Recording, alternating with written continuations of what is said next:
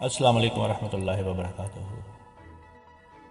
خبر کی جانب بڑھنے سے پہلے اگر آپ کو ہماری ویڈیو اچھی لگے تو اس کو لائک کر دیں اور چینل کو سبسکرائب کر دیں۔ ہوا سے پینے کا پانی بنانے والی مشین۔ عالمی ادارے صحت کے مطابق آئندہ 25 برسوں میں دنیا کے تقریباً آدھی آبادی ایسے علاقوں میں رہنے پر مجبور ہوگی جہاں پانی کم ہوگا۔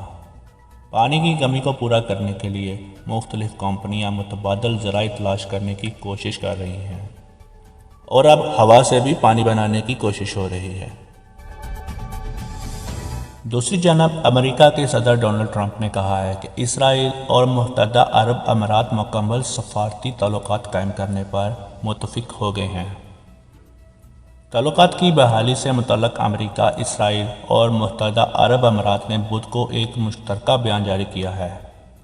بیان کے مطابق صدر ڈونلڈ ٹرمپ نے اسرائیل کے وزیر اعظم بنیامین نتین یاہو اور ابوظبی کے ولی عہد شہزادے محمد بن زائد نے توقع ظاہر کی ہے کہ اس معاہدے سے مشرقی وسطی کی صورتحال بہتر ہوگی۔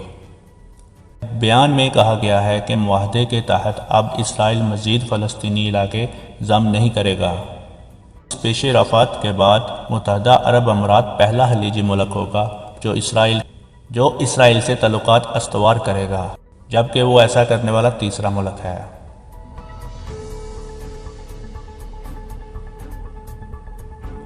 عرب ممالک میں اردن اور مصر کے اسرائیل کے ساتھ سفارتی تعلقات ہیں۔ مصر نے 1979 میں اسرائیل کے ساتھ امن معاہدہ کیا تھا، جبکہ اردن نے 1999 میں اسرائیل کو تسلیم کیا تھا۔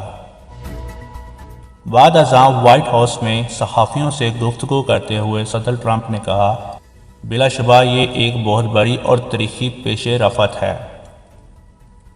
انہوں نے کہا کہ اب چنانچہ برف پگھل رہی، لہٰذا وہ توقع کرتے ہیں کہ مزید عرب اور مسلم ممالک متحدہ عرب امارات کی پیروی کریں گے۔